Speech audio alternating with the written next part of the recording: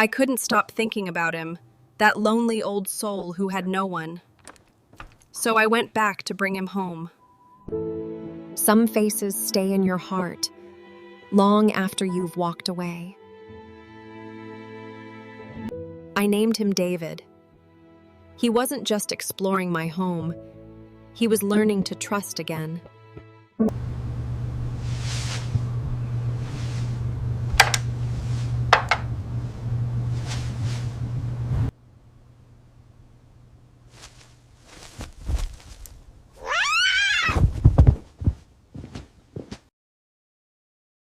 His sixth sense warned me of the coming danger. He screamed, pulled me away, and then it fell.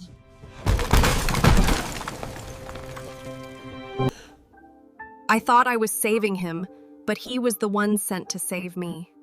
God's ways are mysterious and beautiful. Adopt an older cat. Their love runs deeper than years. Because sometimes, the ones you rescue are the ones who rescue you.